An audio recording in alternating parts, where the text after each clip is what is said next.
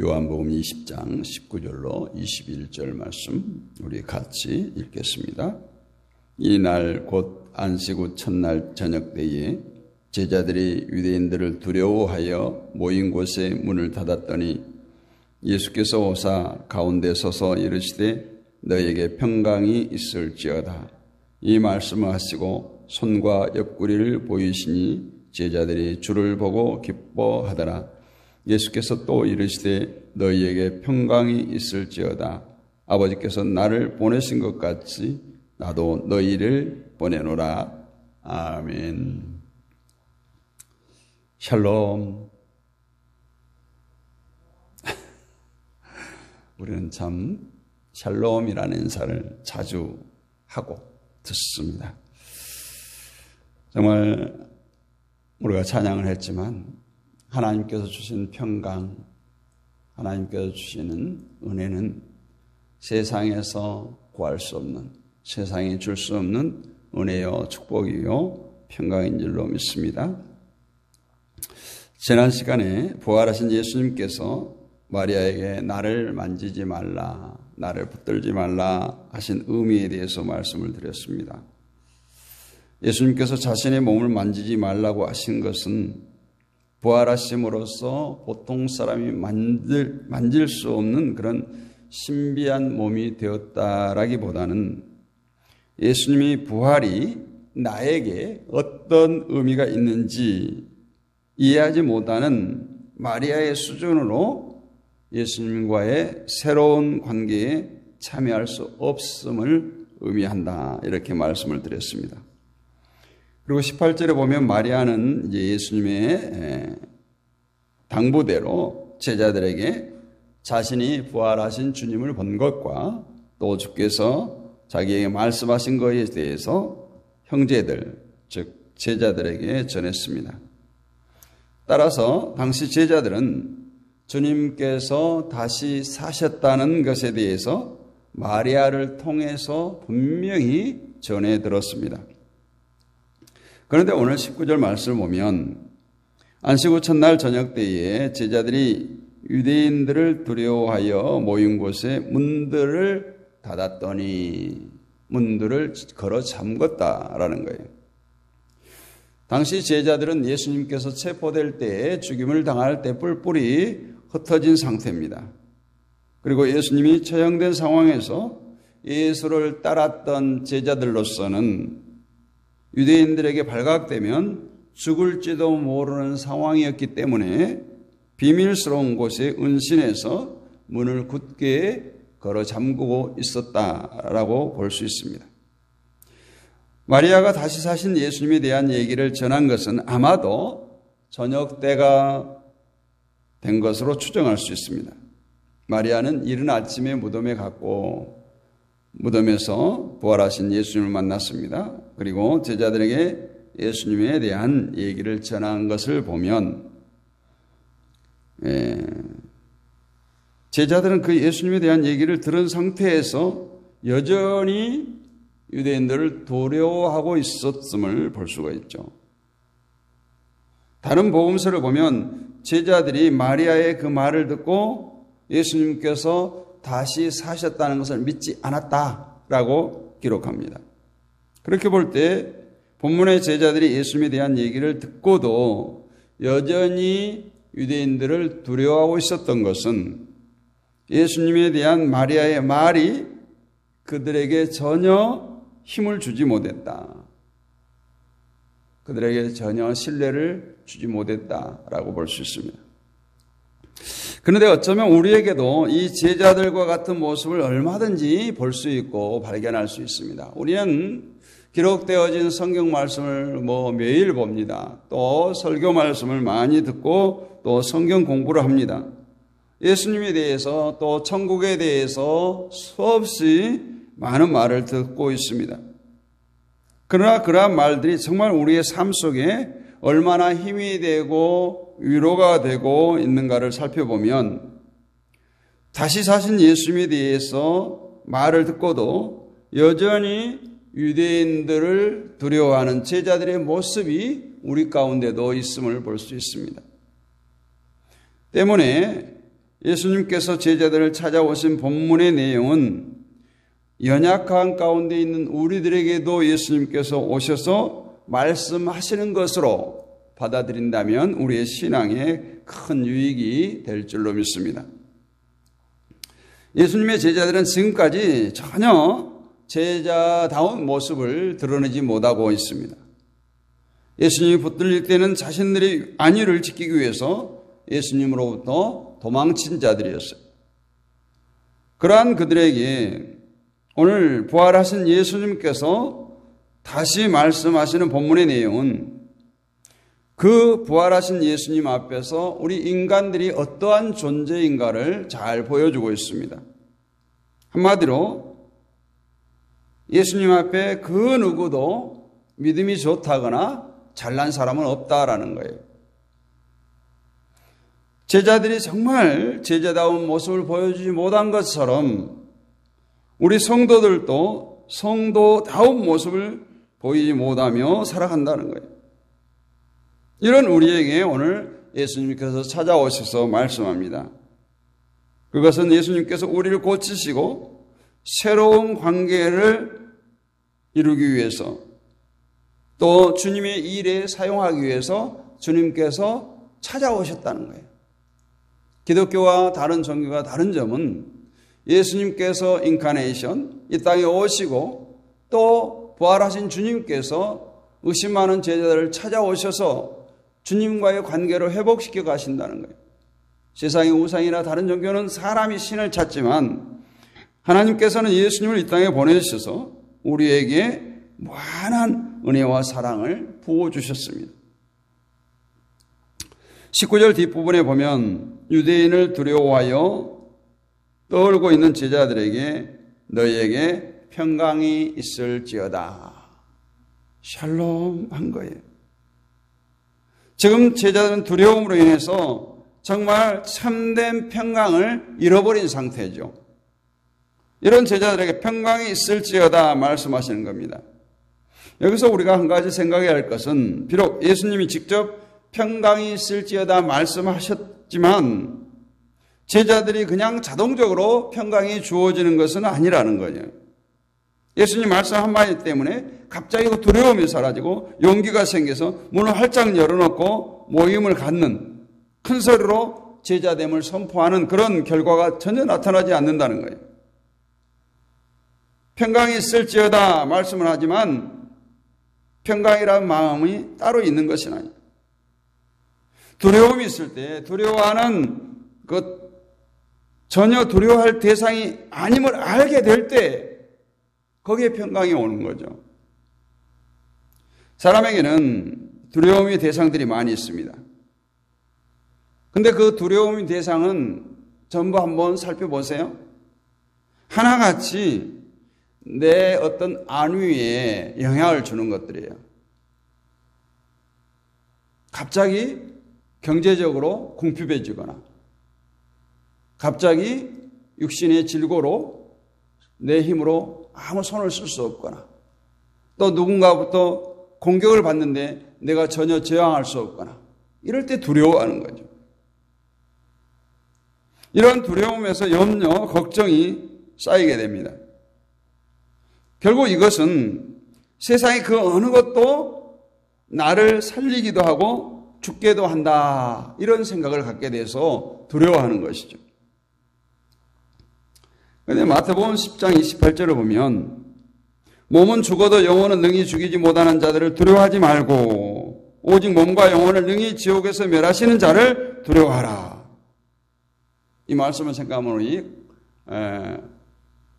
전직 대통령이셨던 김영삼 대통령의 유명한 말이 있죠. 김영삼 대통령이 살아생전에 민주화 운동을 할 때 그때는 뭐 대통령이 아니었죠. 가택연금을 수없이 많이 받았어요. 그러니까 가택연금을 하니까 너희들이 내 몸은 가둘 수가 있지만 내 생각, 민주주의를 향한 이 열정은 너희들이 억압할 수 없다. 우리가 몸은 죽여도 영혼을 능히 죽이지 않는 자들을 두려워하지 말라. 몸과 영혼을 능히 지옥에서 멸하시는 자를 두려워하라. 결국 세상의 힘, 내가 지금 많은 두려움들을 보면 정말 우리가 하나님을 생각하고 두려워하는 것이 아니라 이 세상에 몸을 죽이는 그들로 인해서 두려워한다는 거예요. 따라서 오늘 평강은 우리가 믿는 하나님이 누구시고 우리를 위해 십자가에 죽으시고 다시 사신 예수님을 바라보고 의지하는 것에 있음을 우리가 알아야 된다라는 겁니다. 그러므로 평강이 있을지어다 이 말씀은 그냥 인사치레의 말이 아니에요. 그러면 평강이라는 마음을 너희에게 심어주겠다 이런 말도 아니에요. 제자들 또 우리가 두려워하고 있는 그 대상이 결코 두려워할 것이 아님을 알게 하겠다는 거예요. 내가 지금 무엇으로 두려워하느냐? 그건 두려워할 것이 아니야. 이 말이에요. 20절에 보면 이 말씀을 하시고 손과 옆구리를 보이시니 제자들이 주를 보고 기뻐하더라. 평강이 있을지어다 했는데도 아마 제자들이 어리벙했나 봐요. 다른 복음서에는 부활하신 주님을 보고 믿지 않았다고 했어요. 심지어 도마는 눈으로 보고도 못 믿고 그 창자국을 손으로 만진 후에야 내가 주님을 믿는다라고 고백합니다. 이 말씀을 하고 예수님께서는 손과 옆구리, 못자국 난 손, 창자국 난 옆구리를 보여주실 때 그때서야 제자들이 주를 보고 기뻐했다. 참 우리 인간은 어쩔 수가 없는가 봐요. 뭔가 손에 잡히고 뭔가 눈으로 보여지고 만지고 확인해야 믿는 그런 연약한 믿음들. 오늘 제자들은 기쁨이 어디에서 기뻐하는가 그 시점을 보세요. 정말 심령의 평강의 상태에서 기쁨을 의미하기보다는 죽은 줄 알았던 스승이 살았어요. 못자국 창자국을 보니까 정말 우리 주님이시네.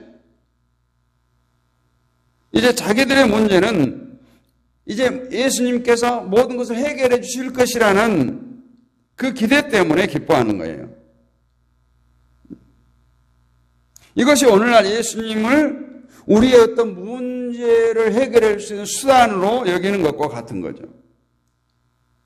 그래서 기쁨은 내가 두려워했던 그 문제들이 해결되어질 때 사람들이 기뻐한다는 거예요.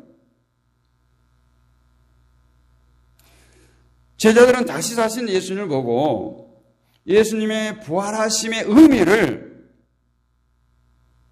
깨닫지를 못했어요. 예수님의 부활이 자신들과 어떤 새로운 관계에 있는지에 대한 관심이 없었다는 거예요. 즉 예수님의 부활이 관심이 아니라 이제 부활하신 주님이 예전처럼 다시 자신들을 이끌고 달리면서 배고플 때 먹여주시고 아플 때 치료해 주시고 죽은 자를 살리시고 이러한 세상의 임금, 세상의 리더로 자신들의 구세주가 생겼다는 것으로 기뻐합니다. 만약 제자들이 주를 보고 기뻐한 것이 평강이었다면 21절에서 주님께서 다시 너희에게 평강이 있을지어다 말할 필요가 없지요. 주님은 제자들의 마음을 너무너무 잘 알았어요. 예수님은 주를 보고 기뻐하는 제자들에게 다시 너희에게 평강이 있을지어다. 부활하신 나로 인해서 너희가 두려워 떨지 말고 진정한 나를 통한 평강이 너희에게 있을지어다. 이 말씀을 한 것을 보면 부활하신 주님을 보고 기뻐했던 제자들과 오늘 주님이 말하고 있는 평강이 차이가 있다는 것을 알 수 있어요. 그러면서 21절 뒤에 이렇게 말합니다. 아버지께서 나를 보낸 것 같이 나도 너희를 보내노라. 이 말씀은 이렇게 응역될 수 있어요. 아버지께서 나를 너희에게 보낸 것처럼 나도 너희를 세상 가운데 보내노라. 이제 제자를 파송한 사건이죠. 그래서 이 말씀은 하나님께서 예수님을 보내신 그 아버지의 뜻, 그 마음과 동일하게 이제 제자들을 세상 가운데로 보내겠다는 뜻이죠. 하나님은 예수님을 세상 가운데 뭐 하라고 보냈습니까? 세상에서 왕노릇하라고 보냈나요? 편안하고 안락한 환경에서 정말 빛나는 삶을 살라고 보냈나요? 전혀 그렇지 않았어요. 오히려 핍박을 당하고 박해를 당하고 조롱을 당하고 고난을 당하고 결국 십자가에 못 박아 죽도록 보내셨어요. 어떠한 사람들에게 높임받는 자리로 예수님을 보내지 않았다. 그것처럼 나도 너희를 세상 가운데 보내겠다는 거예요. 그 자리에서 하나님만 바라보고 하나님께 순종했던 나처럼 너희도 하나님만 바라보고 하나님께 순종하는 제자의 삶을 살라. 이겁니다. 예수님은 우리가 생각해야 할 것, 어떤 상태, 어떠한 환경, 어떠한 상태에서도 항상 평강이셨어요. 평강 가운데 있었어요. 예수님께는 그 어떤 것도 두려움의 대상이 아니었습니다. 예수님 바로 제자들을 이러한 자로 보내시겠다는 거예요. 따라서 예수님에게 보냄받은 제자답게 살아라는 것은 두려워하지 말고 하나님 안에서 평강을 누리라는 겁니다. 이것이 바로 예수님의 제자고 예수님으로부터 보냄받은 자라는 것을 보여주는 말씀이 21절 말씀이에요. 항상 두려움과 염려와 걱정은 내가 살고자 하는 데서 오는 거예요. 세상에서 남들처럼 살아봐야겠다는 욕심으로 인해서 내가 낮아지게 되거나 내가 실패하게 된 데서 두려워합니다. 내가 실패하면 인생이 끝난 것 같고 희망이 사라진 것 때문에 그 실패에 대한 두려움이 존재하고 있어요. 결국 실패하지 않기 위해서 세상의 권력을 잡으려 합니다. 세상의 힘을 의지하려고 합니다. 그것들을 상실했을 때 두려워하게 되는 것이죠. 그러나 이 모든 것은 예수님께 주신 참 평강과는 전혀 상관이 없다는 것을 우리가 깨닫기를 원합니다. 우리 성도들이 하나님의 뜻 아래 존재한다면 우리 인생의 주인은 내가 아니라 하나님이 되어야 됩니다. 그렇다면 우리 인생은 분명 하나님께서 책임져 주실 것입니다. 예수님께서 이 땅에 오셔서 오직 하나님의 뜻을 위해서 살으셨던 것처럼 우리도 그리스도의 제자된 자들로 하나님의 뜻을 위해서 살기를 원합니다. 세상 만물은 하나님께서 주관하시죠. 세상의 그 어느 것도 하나님의 간섭에서 벗어나는 것은 없습니다. 이러한 하나님을 믿고 의지할 때 우리가 무엇을 두려워하겠습니까?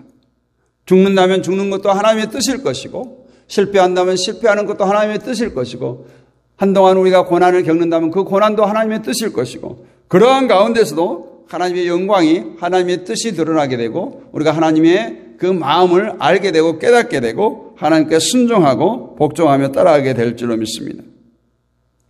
우리가 죽음이나 실패를 원하고 기다리는 것은 아니에요.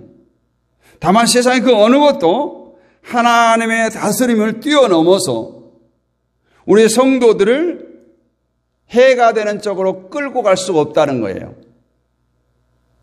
그러므로 우리가 실패를 한다면 그것은 세상의 힘에 의해서 실패하는 것이 아니라 하나님의 뜻 안에서 나를 실패로 밀어내면서 하나님께서 얻고자 하는 것이 있음을 우리가 생각하라는 거예요. 그럴 때 우리가 참 평강을 누릴 수가 있습니다. 이것을 아는 것이 지혜요. 이것을 아는 것이 신앙입니다. 성도 역시 하나님의 권세 아래 있습니다. 예수님의 부활은 하나님의 권세 아래서 승리를 보여주는 거예요. 그렇다면 성도는 그리스도 안에서 부활하신 주님과 함께 이미 승리한 자들이에요. 그러므로 무엇에도 두려워할 필요가 없습니다. 돈이 없는 것, 실패하는 것, 그 어느 것에서도 두려워하지 않는 것이야말로 참 평강입니다. 이 평강은 하나님을 알고 예수 그리스도를 아는 자로 살아갈 때 주어집니다. 사랑하는 성도 여러분, 부활의 주님으로 충만한 정말 참된 평강이 우리들의 심령 가운데, 우리들의 삶 가운데 넘쳐나기를 주님의 이름으로 축복합니다. 거룩하신 아버지 하나님 은혜를 감사합니다. 이 새벽도 귀한 말씀을 나누었습니다. 참 평강은 세상에 있지 않습니다. 부활하신 주님으로 충만하기를 원합니다. 예수 안에서 참 평강이 있음을 알았습니다. 믿습니다. 우리의 삶 속에서 이 평강을 누리게 하여 주옵소서. 이 새벽에도 깨어오기 원하는 모든 주의 백성들 가운데 하늘로부터 내려지는 참된 평안이 임하기를 원합니다. 우리들의 걱정, 근심, 염려는 우리들의 심령을 상하게 하고 우리들의 영혼을 병들게 하고 우리들의 신앙을 흔들리게 할 뿐입니다. 오늘 주님께서 이 땅에 오셔서 수많은 고초를 당했지만은 최후 승리한 것처럼 우리가 이 세상에 살아갈 때 당하는 모든 것들은 모두가 권세를 쥐고 계시는 하나님의 뜻 안에서 이루어진 것임을 봅니다. 하나님께서 원하는 바는 우리 성도들이 세상에서 실패하거나 세상에서 수치를 당하거나 세상에서 고난당하는 것이 하나님의 뜻이 아닙니다.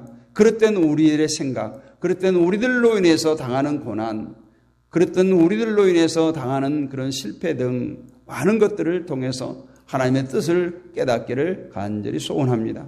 이 새벽에도 깨우고 기도하는 모든 주의 백성들을 주님 찾아가 주시고 붙들어 주옵소서. 저들의 간구를 주여 들으시고 응답하여 주옵소서. 이 새벽에도 하늘 향해서 부르짖을 때에 하늘문을 열어주시고 우리 가운데 있는 모든 걱정, 근심, 염려가 떠나게 하시고 예수로 충만케 하여 주옵소서. 믿사옵고 살아계신 우리 주 예수 그리스도의 이름으로 감사드리고 기도하옵나이다.